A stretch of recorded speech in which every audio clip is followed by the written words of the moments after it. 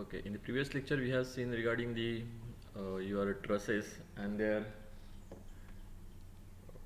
wait for a second trusses, that is unit load method for the truss. So today we are starting the new topic, that is indeterminate structure. Okay, this is totally different unit. So अभी तक हम लोगों ने determinate structures से related how we can determine the SFD BMD, how we have determined around slope and deflection for the determinate structure. तो अभी हम लोग देखेंगे indeterminate structure. Okay, so firstly हम लोग चेक करते हैं what do you mean by the indeterminate structure. Mainly there are two types of structure, that is determinate and indeterminate. तो indeterminate मतलब क्या होता है? The structure in which, if you observe the structure in which the unknown forces and displacement, already हम लोगों ने first lecture में ही देखा था what do you mean by the structural analysis. So structural analysis, it is nothing but determination of the forces and displacement. Okay, unknown forces and displacement. So the indeterminate structure मतलब क्या रहता है? A structure in which unknown forces and displacement cannot be determined by using available equations of equilibrium. Obviously अगर available equations of equilibrium, let us take one of the example, that is static equilibrium equations. तो हम लोग बाहर के अगर equations observe करेंगे, then if you have the number of unknowns which are greater than the static equilibrium equations, then obviously that structure is known as indeterminate structure. तो इसलिए simple language में फोर्सेस एंड डिस्प्लेसमेंट अगर हम लोग find out नहीं कर सकते by using available equations, then उसको हम लोग इनडिटर्मिनेट स्ट्रक्चर बोलते हैं. अभी तक हम लोग डिटर्मिनेट स्ट्रक्चर देखा था, हम लोग इजीली सपोर्ट रिएक्शंस कैलकुलेट कर सकते थे, उसका SFD BMD ड्रॉ कर सकते थे. SFD BMD it is nothing but it's internal forces, तो इसलिए वो डिटर्मिनेट हम लोग बोल सकते थे. नाउ इनडिटर्मिनेट स्ट्रक्चर जब हम लोग बोलते हैं तो उसके लिए स्पेशल मेथड्स रहेंगे जो इनडिटर्मिनेट स्ट्रक्चर को एनालिसिस करेंगे, और वॉट एवर एक्स्ट्रा अननोन जो रहेंगे वो हम लोग फाइंड आउट कर सकते हैं. सो देयर में be question asked for the determinate and intermediate structure, तो डेफिनेशन से हम लोग डिफरेंशिएट कर सकते हैं. So you can give also the example for that. Let us take the indeterminate structure classification. हम लोग इसको क्लासीफाई कैसे करते हैं वो देखते हैं हम लोग कि depending on the type of force या फिर टाइप ऑफ अननोन, यहाँ पे इनडिटर्मिनेट स्ट्रक्चर को हम लोग क्लासीफाई करता है. तो फर्स्टली जो मेन क्लासिफिकेशन होता है, it depends on the first one, that is statically indeterminate structure, जो फोर्सेस से रिलेटेड रहेगा. ओके, स्टैटिक्स मतलब क्या है? जो फोर्स से रिलेटेड रहता है उसको हम लोग स्टैटिक्स बोलते हैं. So for the statically indeterminate structure, okay, normally हम लोग फोर्सेस से डील करते हैं. वेयर एज जो सेकेंड टाइप है, main type, that is nothing but kinematically indeterminate structure. Kinematics, it is nothing but study of motions. तो obviously kinematically indeterminate structure it is related to the displacement, okay, movement of the structure. तो इसलिए ये displacement से related रहेगा totally. तो whatever statically indeterminate structure जो है उसको भी हम लोग रिटर्न डिवाइड करते हैं टू पार्ट्स में. That is first one is nothing but externally indeterminate structure, whereas second one that is internally indeterminate structure. Try to understand. Externally indeterminate structure मतलब क्या रहेगा? दोनों के दोनों फोर्सेस से रिलेटेड है. तो एक्सटर्नल इनडिटर्मिनेट यानी कि एक्सटर्नल फोर्सेस हम लोग कौन कौन से फाइंड आउट करते हैं for the loading? It is nothing but only support reactions. तो जो सपोर्ट रिएक्शंस के अननोन रहेंगे, जो एक्स्ट्रा अननोन रहेंगे, जो हम लोग फाइंड आउट नहीं कर सकते by using only static equilibrium equation, तो उसको हम लोग बोलते हैं externally indeterminate structure. Whereas internally indeterminate मतलब it is related to the internal forces. तो इंटरनल फोर्सेस देखो यहाँ पे ओनली तीन टाइप के इंटरनल फोर्सेस हैं: shear force, bending moment and axial force. तो जैसे हम लोगों ने शियर फोर्स डायग्राम बनाया था, एक्सियल फोर्स डायग्राम बनाया था, बेंडिंग मोमेंट डायग्राम बनाया था, तो वो डिटर्मिनेट स्ट्रक्चर में it is very easy to draw it. But in the indeterminate structure वो अननोन्स भी हम लोग फाइंड आउट नहीं कर सकते. There will be extra unknown, तो इसलिए उसको हम लोग इंटरनली इनडिटर्मिनेट स्ट्रक्चर बोल सकते हैं. देखो अभी ये सब का जो डेफिनेशन है it will B same, only जो वर्डिंग्स रहेगा वो तुम लोगों का थोड़ा सा डिफरेंट रहेगा.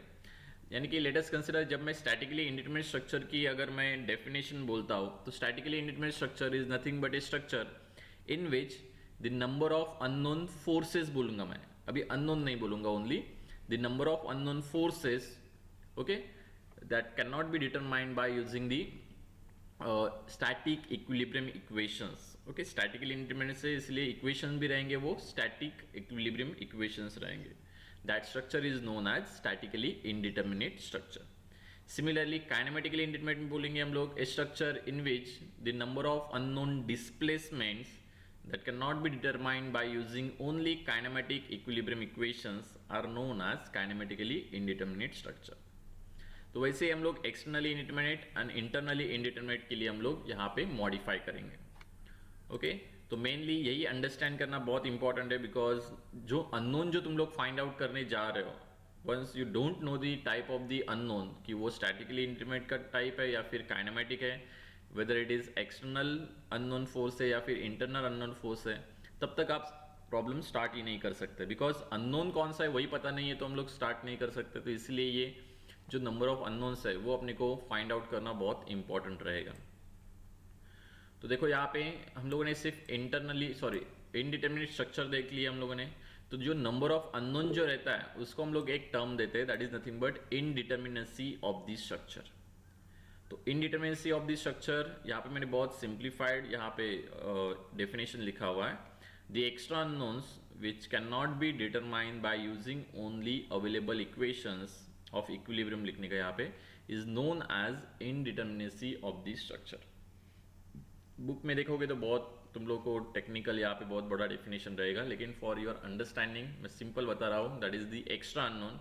यानी कि समझो अपने पास तीन इक्वेशंस है, that is summation of moment, summation of vertical force, summation of horizontal force.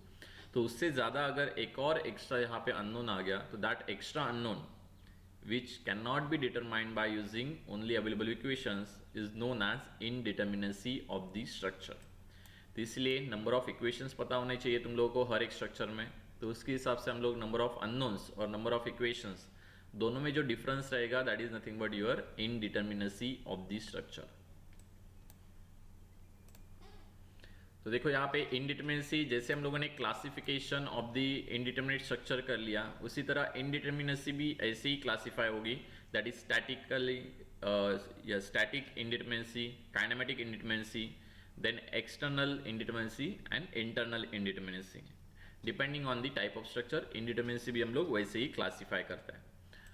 तो यहाँ पे स्टैटिक इंडिटरमिनेसी भी देखो वैसे ही मॉडिफाई हो गया, the number of unknown forces. Okay यहाँ पे अननोन सिर्फ यहाँ पे फोर्सेस लिख दिया, which cannot be determined by using static equilibrium equations is known as static indeterminacy।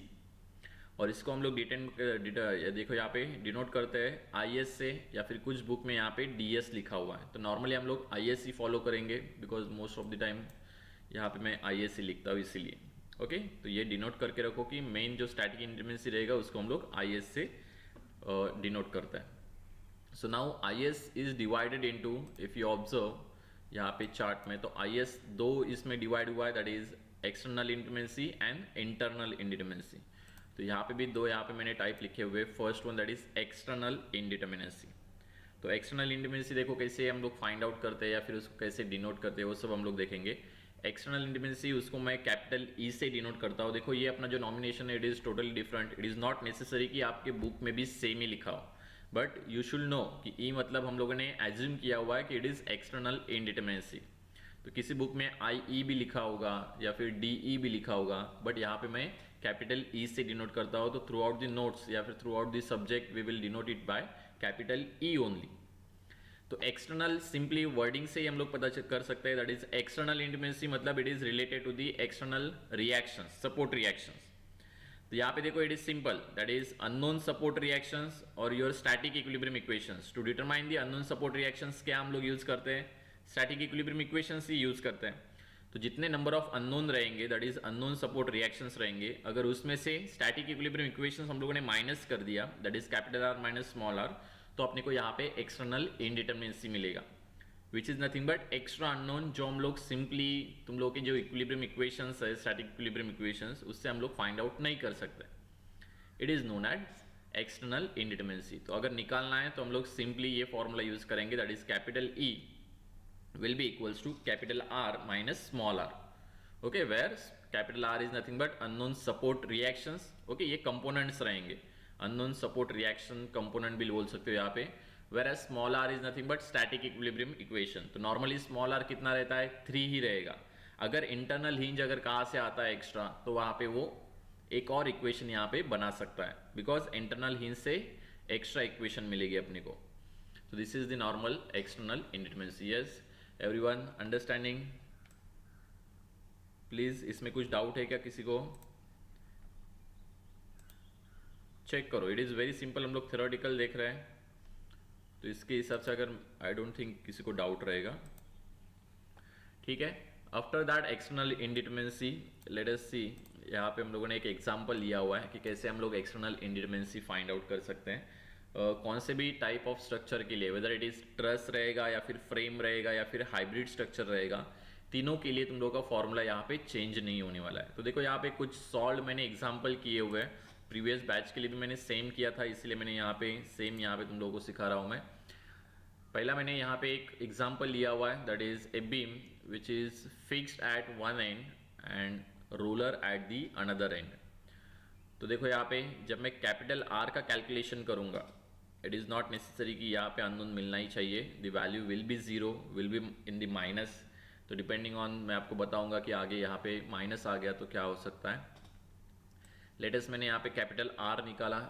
देखो यहाँ पे कैपिटल आर जो है as it is fix support, तो फिक्स सपोर्ट के ऊपर कितने रिएक्शंस रहते हैं? There will be 3 reactions, one vertical, one horizontal and one is moment. तो यहाँ पे ये 3 रिएक्शंस आ गए, प्लस ये देखो यहाँ पे सेकेंड एंड के ऊपर यहाँ पे एक रोलर सपोर्ट है। तो रोलर है मतलब रोलर के ऊपर ओनली 1 रिएक्शन रहती है। So we can say capital R will be equals to 3 + 1 which is nothing but 4। Simply R की बात करेंगे तो देखो यहाँ पे कोई इंटरनल हिंज नहीं है, it is simple rigid structure. तो कैपिटल आर विल बी 3। कौन कौन से 3 रिएक्शन है यहाँ पे? First one, summation of moment is equals to 0, second summation of vertical force is equals to 0, and third that is summation of horizontal forces is equals to 0. तो simply capital E अगर हम लोग निकालते हैं तो it will be capital R minus small are, तो that will be equals to 4 - 3, that is capital E is 1। तो अगर मैं एक यहाँ पे अननोन अगर फाइंड आउट कर सकता हूँ मैं by using some special method, तो हम लोग पूरा स्ट्रक्चर एनालाइज कर सकते हैं। ओके, तो यहाँ पे सिर्फ एक ही एक्स्ट्रा अननोन है। सिमिलरली सेकेंड प्रॉब्लम देखते हैं हम लोग। देखो यहाँ पे एक और मैंने प्रॉब्लम लिया हुआ है। इफ़ यू चेक, यहाँ पे वन सपोर्ट, यहाँ पे एक हिंज दिया हुआ है, देन बीच में यहाँ पे एक रोलर है। After that there will be one internal hinge, then one roller support and one fix support. Okay, structure कैसे भी मॉडिफाई हो सकता है, don't worry. So if you calculate the capital R which is nothing but number of unknown reactions. So one by one हम लोग लिख रहे हैं। यहाँ पे देखो पहला हिंज सपोर्ट है तो वहाँ पे मैंने 2 लिख दिए, बिकॉज हिंज पे 2 रिएक्शंस रहता है, one is vertical and one is horizontal. तो दोनों के दोनों अननोन है, तो फर्स्ट 2 लिख दिया हम लोगों ने। सेकेंड वन, यहाँ पे एक रोलर है तो रोलर के लिए 1, देन रिटर्न एक रोलर है उसके लिए भी 1 आएगा, और लास्ट वन यहाँ पे फिक्स सपोर्ट है तो फिक्स के लिए नंबर ऑफ अननोन कितना रहेगा? 3, तो इसलिए यहाँ पे 3 आ गया। That should be equals to, total summation करेंगे तो टोटल विल बी 7। ये हो गए अपने total number of unknown. Now if you take that is small are, तो स्मॉल आर देखो ऑलरेडी अपने पास 3 इक्वेशंस है, that is summation of moment, summation of vertical force and summation of horizontal force. But due to this internal hinge अगर observe करोगे तो internal hinge पे अपने को इक्वेशन क्या रहती है? दैट इज इंटरनल हिंज मतलब ये it is just a pin जो कनेक्टेड है, तो यहाँ पे मोमेंट अलाउड नहीं रहता है। तो जो मोमेंट रहेगा that is moment, bending moment at this internal hinge will be 0। तो इट में भी जब मैं बेंडिंग मोमेंट निकालता हूँ तो इट में भी कंसिडरिंग लेफ्ट हैंड साइड और इट में भी कंसिडरिंग राइट हैंड साइड। तो अपने को ये यहाँ पे एक एक्स्ट्रा इक्वेशन मिलता है, that is moment at this point will B 0। तो इसलिए मैं यहाँ पे एक और इक्वेशन ऐड कर देता हूँ, that is 3 + 1 will be equals to 4। तो सिंपल ई निकालेंगे, that is capital R minus small R will be nothing but 3 only. Okay, किसी को कुछ डाउट है इसमें? Is there any doubt? It is very simple. Yes, hinge वाला बताओ ना। यस, इंटरनल हिंज वाला सर। इंटरनल हिंज देखो, इंटरनल हिंज मतलब क्या है? 2 मेंबर जो रहेंगे ना, it is simply connected with the pin. देखो अगर मैं यहाँ पे आपको अगर एक प्रैक्टिकली अगर मैं बताता हूँ, तो अगर एक स्ट्रक्चर रहेगा और दूसरा स्ट्रक्चर जो है इट इज सिंपली कनेक्शन, यहाँ पे जो है ये सिर्फ ड्रिल करके यहाँ पे सिर्फ पिन लगा हुआ है, ऐसे एज्यूम करो। ओके, अगर मैं यहाँ पे पिन लगा हुआ रहता था तो अगर मैं यहाँ पे लोड अप्लाई करता हूँ तो ये क्या हो जाएगा? ये ऑटोमेटिकली इस पोजीशन पे आ जाएगा। इसका मतलब क्या होता है? ये सिर्फ रोटेट हो गया। रोटेट हो गया मतलब क्या कि ये यहाँ पे मोमेंट का रेजिस्टेंस नहीं दे रहा है। ओके, मोमेंट का रेजिस्टेंस नहीं दे रहा है, मतलब bending moment at this point will be zero. Okay, please mute your mic. तो इसीलिए उसकी वजह से क्या होगा, यहाँ पे एक एक्स्ट्रा इक्वेशन आता है, that is moment at this point, let us consider it is C point. तो मैं बोल सकता हूँ कि moment at this C point will be zero, because bending moment निकालते मतलब क्या रहता है, वो इंटरनल रेजिस्टेंस रहता है। तो internal resistance of this point that is bending moment will be zero. तो इसके लिए हम लोग राइट हैंड साइड भी कंसिडर कर सकते हैं, लेफ्ट हैंड साइड भी कंसिडर कर सकते हैं। सिर्फ ध्यान में रखना, जब भी इंटरनल हिंज आएगा तो वहाँ पे एक्स्ट्रा इक्वेशन आएगी। यानी कि हम लोगों ने अभी तुम लोग का, जब हम लोग मॉस कर रहे थे तो वहाँ पे तुम लोगों को इंटरनल हिंज का सिलेबस से निकाल दिया था, इसीलिए वो प्रॉब्लम है। जो हम लोग नॉर्मल इंटरनल हिंज आता है तो एक्स्ट्रा अननोन भी यहाँ पे आएगा। Okay, we will take one problem for the analysis so you will understand regarding that. Okay? Sir Yes? अच्छा, जो स्मॉल आर का वैल्यू है जो 3 है, मतलब Yeah. जो हम मूवमेंट निकालते थे वो कांस्टेंट रहेगा ना हर एक सम में? डिपेंड, बिकॉज अगर यहाँ पे इंटरनल हिंज नहीं सर, आता है तो सिर्फ ये एक्स्ट्रा अननोन यहाँ पे वॉट एवर एक्स्ट्रा इक्वेशन यहाँ पे आ सकता है। वही सर कि अगर एक्स्ट्रा एक्स्ट्रा जो भी रहे, अगर उसको आप पार्ट करें एक साइड में, तो जो आर का 3 वैल्यू है तो कांस्टेंट हर एक उसमें आएगा ना, yes plus yes yes, something रहेगा। मोस्टली। और सर ई का value can be negative also? Negative कब आएगा, if your structure is unstable. Okay, there are types of the structure. चलो आपने अभी बताया तो एक ले लेते एग्जाम्पल।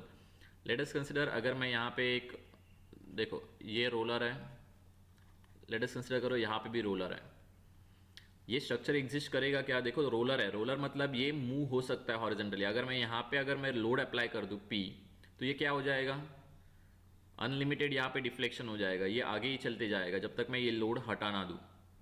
ओके, इसका मतलब क्या हुआ, इट इज़ अनस्टेबल, यानी कि जो एक जगह पे नहीं है उसको हम लोग बोलते हैं अनस्टेबल। तो अब अगर मैं इसका भी एनालिसिस करूंगा तो देखो यहाँ पे कैपिटल आर की वैल्यू अगर मैं निकालता हूँ तो टोटल नंबर ऑफ अननोन, देखो यहाँ पे एक आएगा, यहाँ पे एक आएगा, total will be 2। But number of reaction जो है अपने पास स्मॉल आर, वो तो 3 ही रहने वाले हैं, because it is static equilibrium equations. तो अपने पास अभी नंबर ऑफ इक्वेशन ज़्यादा है और अपने पास नंबर ऑफ अननोन्स बहुत कम है। तो अगर मैं ई की वैल्यू निकालता हूँ तो ई की वैल्यू विल बी -1। इसका मतलब क्या हुआ, अगर तुम लोग का ई का वैल्यू या फिर किसी भी इंडिटरमिनेंसी का वैल्यू अगर माइनस में आता है तो स्ट्रक्चर कौन सा रहता है, it is unstable structure.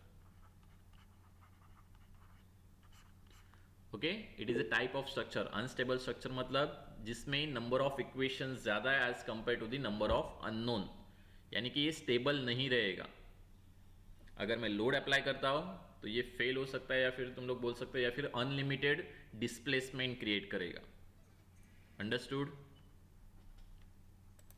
Yes sir. Note down करके रख सकते हो अनस्टेबल स्ट्रक्चर मतलब क्या है। It is the small things जो तुम लोगों को वाइवा में भी पूछा जाता है, what do mean by the unstable structure. Sir yes. Sir small are तो डिपेंड्स ऑन सपोर्ट्स रहेगा ना, नहीं, लाइक रोलर है तो। स्मॉल आर मतलब क्या है, नंबर ऑफ इक्वेशंस है। तो सपोर्ट कुछ भी रहे, इक्वेशन तो अपना सेम ही रहने वाला है। इक्वेशंस अपने पास कितने, 3 ही है। 3 सर। हाँ, तो वो क्यों चेंज होंगे, सपोर्ट अगर मैंने चेंज किया तो।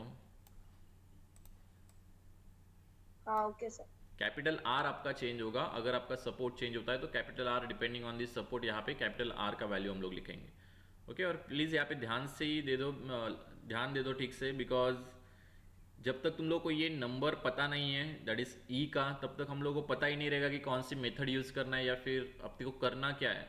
नंबर ऑफ अननोन अगर हम लोगों ने गलत से ज़्यादा ले लिए या फिर कम ले लिए, तो पूरा सॉल्यूशन भी अगर आपका राइट रहेगा considering that you are unknown, तो भी आपका ये आंसर गलत हो जाएगा। बिकॉज नॉर्मली यहाँ पे 20 मार्क्स का क्वेश्चन आता है, बिकॉज मेथड्स बहुत बड़े रहते हैं, तो 20 मार्क्स के लिए क्वेश्चन यहाँ पे पूछा जाता है इनडिटरमिनेट स्ट्रक्चर में, कि तुम लोगों का एनालिसिस के लिए। तो इसीलिए अगर बहुत सारे यानी कि 40% बच्चे यही गलती करते हैं कि हम लोग को इनडिटरमिनेंसी पता नहीं रहती है। अगर एग्जाम में 3 पूछा है तो वो 2 लेके सॉल्व कर लेते हैं और पूरा का पूरा प्रॉब्लम एक्यूरेटली सॉल्व करते हैं। मैं ऐसे नहीं बोलता कि गलत रहेगा, लेकिन वो 2 अननोन के लिए वो एक्यूरेट करता है, लेकिन अपना पर्पज ही नहीं है कि 2 अननोन के लिए अपने को फाइंड आउट करना है, तो फिर it is not of any use. तो इसलिए टोटल 20 में से उसको 0 मार्क्स मिल जाता है, because it's first step. Late us consider, अभी तक हम लोग बेसिक लेवल के ऊपर हैं, तुम लोग को अंडरस्टैंड हो जाएगा कि हम लोग जब एक्चुअल पे आएंगे तो तुम लोगों को कैसा प्रॉब्लम या फिर क्या हो जाता है। So let us consider next problem. अभी देखो हम लोगों ने बीम तक ही किया था। So let us consider next one. यहाँ पे मैंने फ्रेम कंसिडर किया है। इट इज़ नॉट नेसेसरी कि तुम लोगों का फ्रेम जैसे अभी तक दिखता था, it is simple single base single storey, ऐसे ही अगर क्वेश्चन में आए इट इज़ नॉट नेसेसरी, वो कैसे भी तुम लोगों को पूछा जा सकता है क्वेश्चन। अभी हम लोग ये फ्रेम अगर कंसिडर करते हैं तो देखो यहाँ पे तुम लोग का एक सपोर्ट जो यहाँ पे दिया हुआ है it is roller one, second one यहाँ पे फिक्स दिया हुआ है एंड थर्ड वन यहाँ पे हिंज दिया हुआ है। ये के लिए कैलकुलेशन बहुत सिंपल है बिकॉज कैपिटल आर हम लोग सिंपल सपोर्ट के हिसाब से निकालेंगे। रोलर के ऊपर 1 रिएक्शन, फिक्स के ऊपर 3 रिएक्शन, हिंज के ऊपर 2 रिएक्शन, तो total capital R will be 1 + 3 + 2 that is 6। Small R की बात करेंगे तो यहाँ पे देखो कोई इंटरनल हिंज नहीं है, तो इसलिए directly R is equals to 3 ही रहेगा। तो हम लोग सिंपली यहाँ पे कैपिटल ई विल बी 3 लिख सकते हैं। अभी देखो इट इज ट्रस। ट्रस मतलब that is totally pin jointed हम लोग बोल सकते हैं। थोड़ा सा ये डिफिकल्ट वन है बिकॉज पिन जॉइंटेड में अगर हम लोग ऑब्जर्व करेंगे तो टोटल जो जॉइंट्स है वो सब के सब क्या रहते हैं, it just like a internal hinge only, सब के सब पिन जॉइंटेड ही रहते हैं। तो इसलिए मोस्टली यहाँ पे अगर स्टैंडर्ड स्ट्रक्चर आता है तो हम लोग उसको ये इक्वेशन जो रहता है स्मॉल आर का उसमें हम लोग इंटरनल हिंज कंसिडर नहीं करते हैं। ओके तो लेट अस कंसिडर, पहले हम लोग नॉर्मल से जाते हैं। ये सॉल्यूशन जो है इट इज़ डिफरेंट वन, इसको अगर थोड़ा सा साइड में ही रखो। पहले हम लोग यहाँ पे इसको दो तरीके से हम लोग सॉल्व कर सकते हैं। सो लेट अस कंसिडर, इसको मैं थोड़ा सा साइड में रखता हूँ, ये थोड़ा जाने दो। देखो यहाँ पे अगर मैं नंबर ऑफ अननोन्स निकालूंगा, यहाँ पे एक और लिंक भी है ओके, प्लस ये यहाँ पे टोटल तुम लोग का क्या बोल सकते हैं, ये ट्रस है टोटल ओके। ये लिंक जो रहता है it is nothing but external member जो उसको कनेक्टेड है, वो भी उसको सपोर्ट प्रोवाइड कर रहा है। तो एक तो हम लोग क्या कर सकते हैं, ये लिंक को भी स्ट्रक्चर का पार्ट कंसिडर कर सकते हैं, या फिर ये लिंक का जो इंटरनल फोर्स है उसको हम लोग एज ए सपोर्ट कंसिडर कर सकते हैं इस ट्रस को दिया हुआ।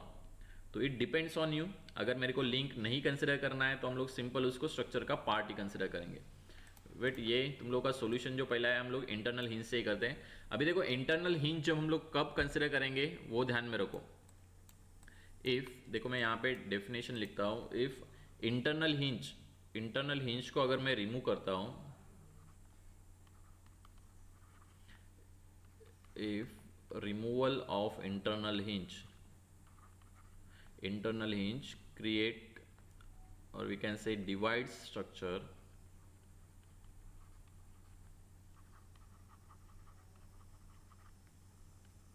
into more than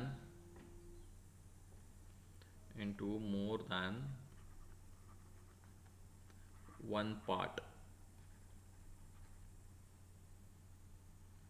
देखो इंटरनल हिंज हम लोग कब कंसिडर करते हैं, जब removal of the hinge creates the structure और we can say split the structure into more than one part. अगर मैं यहाँ पे अगर कंसिडर करता हूँ, देखो यहाँ पे पहला जो प्रॉब्लम लिया हम लोगों ने इंटरनल हिंज का, तो इसको अगर मैं कंसिडर करता हूँ तो इसको मैंने रिमूव कर दिया, यहाँ पे अगर मैंने क्रॉस कर दिया तो यहाँ पे दो पार्ट्स हो गए स्ट्रक्चर के, that is left one and right one, बराबर है। तो इसलिए मैंने इसको यहाँ पे इंटरनल हिंज कंसिडर किया ओके, जो एक्सटर्नल के लिए।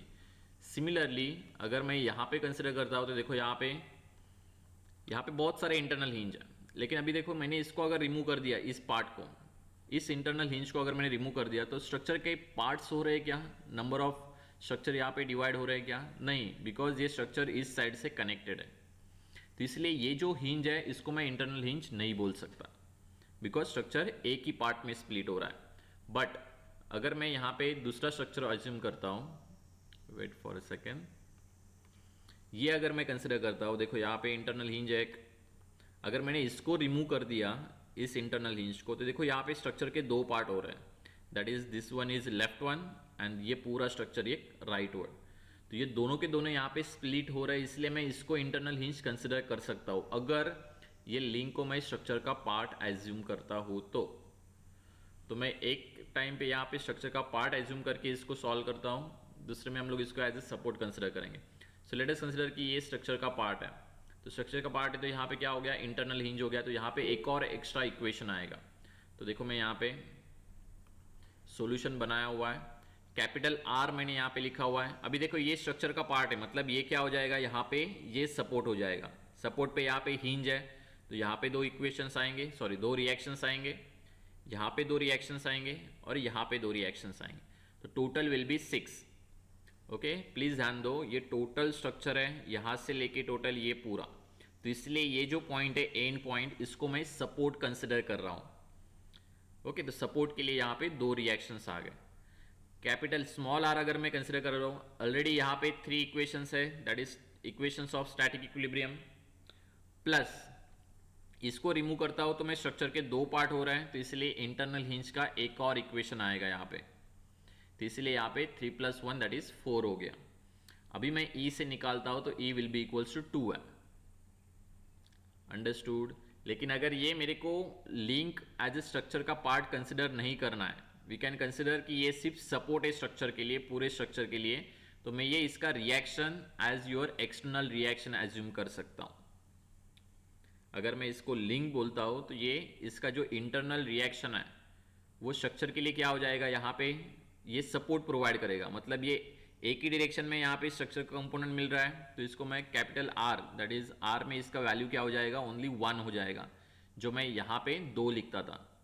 तो देखो यहाँ पे आर की वैल्यू अगर मैं लिखता हूँ, अभी अगर ये सपोर्ट कंसिडर हो रहा है तो इसको अगर रिमूव कर दिया तो भी स्ट्रक्चर के 2 पार्ट होंगे क्या, नहीं, बिकॉज ये लिंक है जो स्ट्रक्चर का पार्ट नहीं है, ये जस्ट यहाँ पे सपोर्ट प्रोवाइड कर रहा है, तो वहाँ पे अपने को ये इंटरनल हिंज रिमूव करके कोई पार्ट्स नहीं मिल रहा है, तो यहाँ पे अपने को क्या हो जाएगा, एक इक्वेशन भी चला जाएगा और यहाँ पे जो सपोर्ट है उसका एक ही यहाँ पे अननोन हो जाएगा। तो कैपिटल आर की बात करेंगे तो यहाँ पे नंबर ऑफ अननोन 1 + 2 + 2, तो टोटल विल बी 5। लेकिन जब मैं स्मॉल आर की बात करूंगा तो स्मॉल आर भी यहाँ पे क्या रहेगा, 3 रहेगा, बिकॉज कोई भी इंटरनल हिंज रिमूव करने के बाद स्ट्रक्चर के 2 पार्ट्स नहीं हो रहे, तो इसलिए यहाँ पे स्मॉल आर विल बी 3। तो वैसे भी अगर हम लोगों ने कैपिटल ई कैलकुलेट किया तो वो भी क्या हो जाता है, 2 ही आता है, दोनों से कुछ डिफरेंस नहीं होगा, सिर्फ मेथड अलग अलग है। यहाँ पे नोट भी दिया हुआ है, इफ देर आर, अभी देखो यहाँ पे जो हम लोग small R is equals to 1 लिखते हैं, वो कैसे लिखते हैं, नोट दिया हुआ है, if there are m number of members और पार्ट्स बोल सकते हैं हम लोग, meeting at the internal hinge, then we get m - 1 number of extra equation. Beam में अभी तक हम लोग 1 ही लिखते थे, लेकिन वो 1 नहीं होता है हर बार, वो मैं ज़्यादा भी लिख सकता हूँ, but it depends on the number of members meeting at the internal hinge, या फिर नंबर ऑफ पार्ट्स, मेंबर या फिर पार्ट्स बोल सकते हैं हम लोग।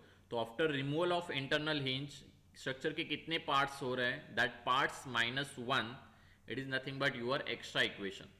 तो यानी कि मैंने यहाँ पे अगर पहले टाइप में यहाँ पे रिमूव कर दिया था तो यहाँ पे लेफ्ट और राइट, नहीं तो तुम लोग बोल सकते हो कि यहाँ पे 4 मेंबर कनेक्टेड है, 4 मेंबर कनेक्टेड है, लेकिन पार्ट्स की अगर बात करेंगे हम लोग तो देखो लेफ्ट और right part, after removal of internal hinge यहाँ पे सिर्फ 2 ही पार्ट हो रहे हैं, तो इक्वेशन कितने रहेंगे, that is number of parts -1, इसलिए 2 - 1 यहाँ पे 1 आ रहा था।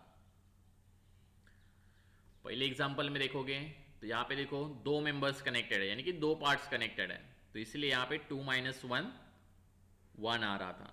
लेकिन अगर गलती से यहाँ पे एक और स्ट्रक्चर कनेक्टेड हो रहेगा तो यहाँ पे 3 - 1 दैट इज 2 यहाँ पे नंबर ऑफ इक्वेशन आ सकते हैं।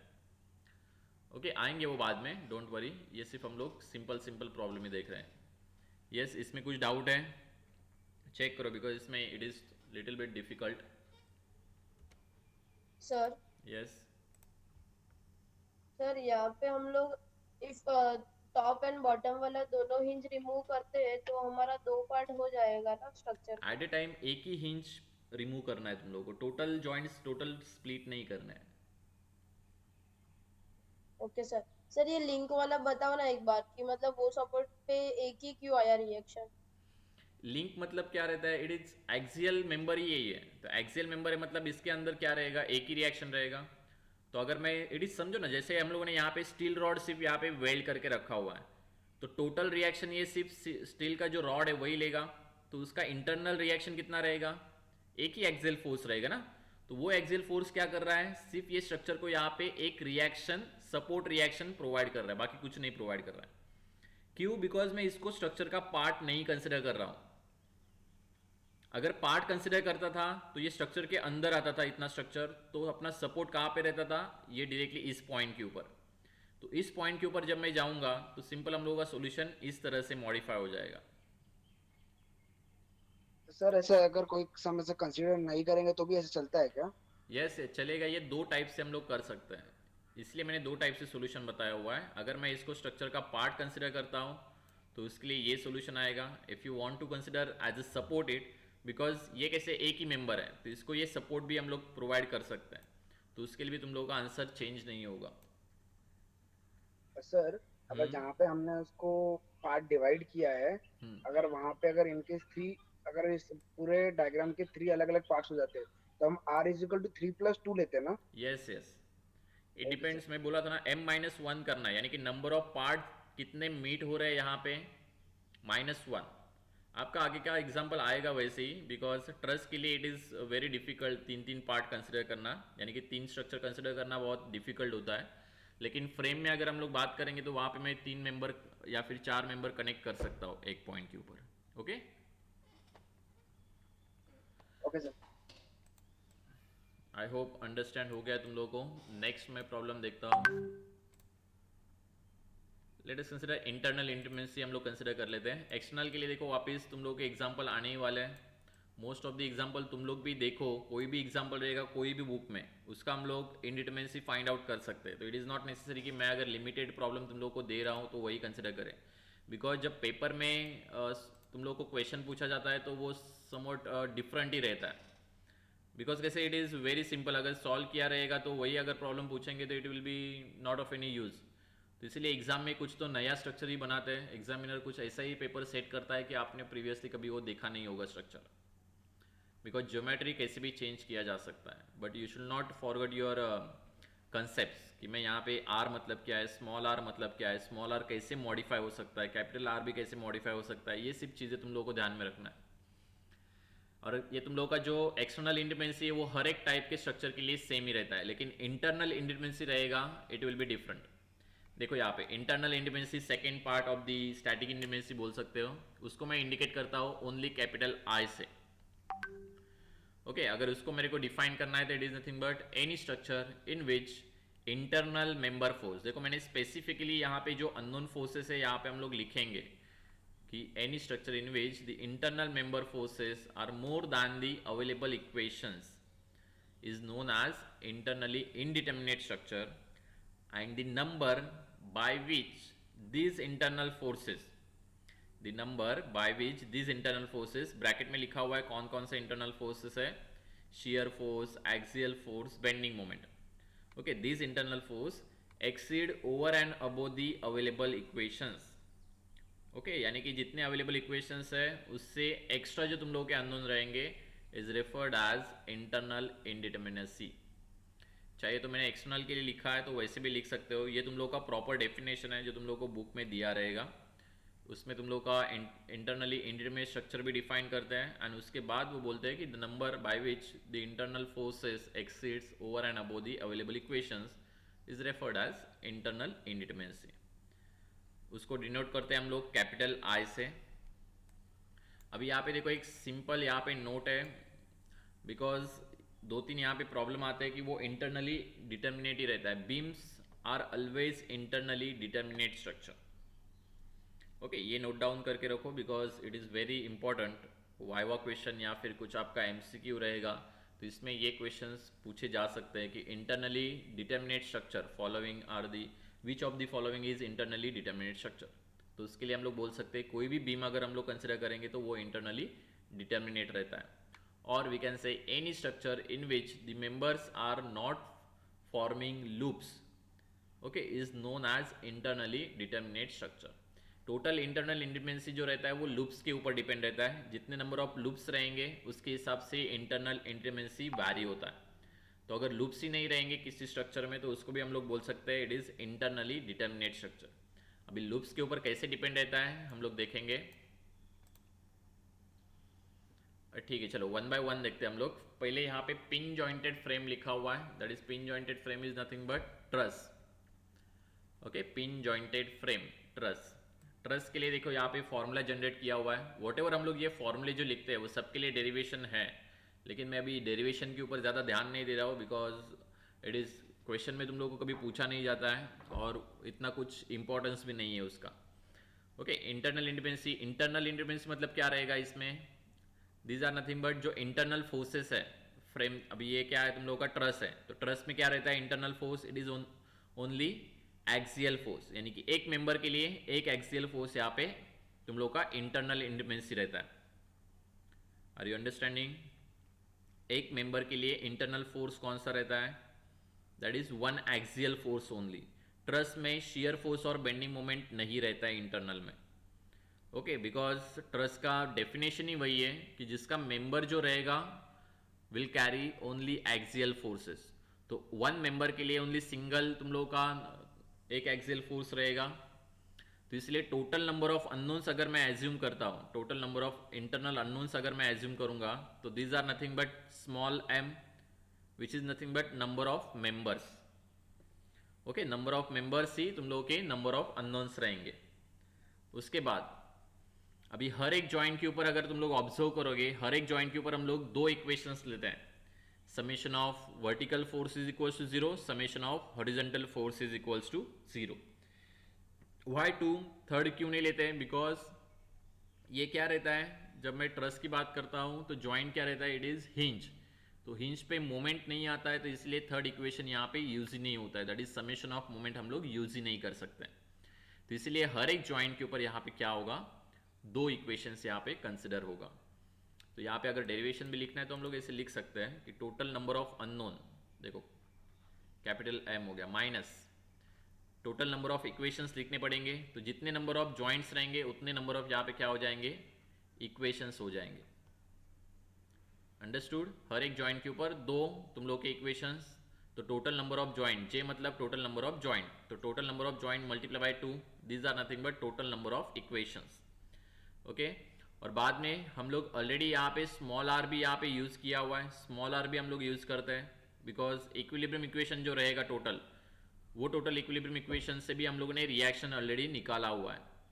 ओके, जो एक्सटर्नल रिएक्शन है वो ऑलरेडी हम लोगों ने यूज कर लिया, तो इसमें हम लोगों ने क्या करेंगे, हम लोग यहाँ से जो स्मॉल आर है उतने नंबर ऑफ इक्वेशंस हम लोग यहाँ से माइनस करेंगे बिकॉज वो ऑलरेडी हम लोगों ने यूज किया हुआ है। तो यहाँ पे इसको अगर मैं मॉडिफाई करता हूँ तो ये आ जाएगा स्मॉल आर, ये देखो ये माइनस और ये माइनस क्या हो जाएगा, प्लस हो जाएगा। तो ये स्मॉल आर बाहर आने के बाद ये आ जाएगा पॉजिटिव -2j। तो इससे हम लोग क्या करेंगे, इंटरनल इंडिटरमिनेंसी फाइंड आउट करेंगे। Are you getting this? इसमें जो स्मॉल आर रहेगा वो हमेशा 3 रहेगा बिकॉज मोस्टली यहाँ पे अभी कुछ दिया नहीं है, तो ये 3 रहेगा। अगर कुछ लिंक दिया है तो हम लोग वहाँ पे एक्स्ट्रा एज्यूम कर सकता है।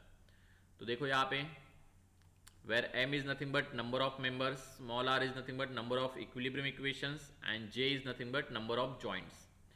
तो इसमें देखो अगर तुम लोगों को शॉर्टकट चाहिए कि आपको पता नहीं है कि आपका आंसर राइट है या रॉन्ग है, सिंपल ध्यान में देने का कि अगर यहाँ पे क्रॉस फॉर्म हो रहा है, क्रॉस अगर जितने नंबर ऑफ क्रॉस फॉर्म होंगे उतने नंबर ऑफ तुम लोग के इंटरनल इंडिटरमिनेंसी रहेंगे, यानी कि ये स्ट्रक्चर का there is no need to calculate it, but अपने को एग्जाम के लिए मार्क्स के लिए ये फॉर्मूला लिख के कैलकुलेशन करना है। Okay, it is just for your information कि अगर क्रॉस फॉर्म हो रहा है तो उतना नंबर ऑफ इंडिटरमिनेंसी रहेगा। अभी यहाँ पे एक क्रॉस फॉर्म है, तो अगर कैलकुलेट करोगे तो capital I is equals to 1 आएगा। चेक करते हैं हम लोग, एक सिंपल एग्जाम्पल लेके भी चेक कर सकते हैं या फिर इसमें ही हम लोग लिख लेते हैं। चलो अगर यहाँ पे मैं चेक करता हूँ तो देखो यहाँ पे नंबर ऑफ मेंबर्स देखो कितने आ रहे हैं, m का वैल्यू कितना आएगा, yes anyone, 1 2 3 4 5 6 7 8 9 10 11 12 13 14 15 16 17 18। Okay, number of members जो तुम लोग के it is nothing but 18। Small R की बात करेंगे तो स्मॉल आर यहाँ पे 3 रहेगा बिकॉज कोई लिंक कनेक्टेड नहीं है। Most of the time trust में इतना लिंक का कुछ आता नहीं है, फ्रेम में मोस्ट ऑफ द आता है, लेकिन फिर भी आया तो इसलिए वर्स्ट कंडीशन के लिए मैंने तुम लोगों को बता के रखा हुआ है। जे की बात करेंगे तो जे के लिए देखो number of joints, total number of joint 1 2 3 4 5 6 7 8 9 10, total number of joints 10 है। अभी अगर मैं इसमें पुट करता हूँ आई का वैल्यू तो I will be equals to, देखो फर्स्ट इज 18, प्लस आर का वैल्यू यहाँ पे 3 है minus 2 into J that is 2 into 10. If you observe total value तुम लोग का अगर ऑब्जर्व करोगे तो it is I think it is equals to 1. Why 1 क्यों आया? अगर क्रॉस वेरीफाई करना है तो देखो यहाँ पे पूरे ट्रस्ट में एक ही क्रॉस फॉर्म हो रहा है, तो इसलिए इसको 1 को मैं यहाँ पे वेरीफाई कर सकता हूँ. Are you getting this? Okay, सिर्फ वेरिफिकेशन करने के लिए तुम लोग एज्यूम कर सकते हो, अदरवाइज नहीं किया तो भी चलेगा. ये नॉर्मली कहाँ पे यूज होगा? अगर तुम लोग कोई इंट्रांस एग्जाम दे रहे हो और इंट्रांस एग्जाम में अगर तुम लोगों को पूछा है कि what is the internal independency of the given trust, तो सिंपल डायरेक्टली 1 लिख दो, there is no need to solve it. Okay, because at that time the time will be very less, यानी कि तुम लोग को मिनिमम आधा मिनट रहेगा या फिर 10 सेकेंड रहेंगे, उसमें तुम लोग को आंसर देना है. तो इसीलिए हम लोग यहाँ पे बोल सकते हैं इट इज़ 1. या फिर वाइवा में भी पूछा तुम लोगों को तो भी सिर्फ तुम लोग ये ऑब्जर्व करके भी आंसर दे सकते हो. लेकिन एग्जाम में तुम लोग को ये टोटल लिखना पड़ेगा, टोटल फार्मूला लिख के तुम लोग के एम आर और जे के वैल्यूज़ लिख के तुम लोग कैलकुलेट करोगे.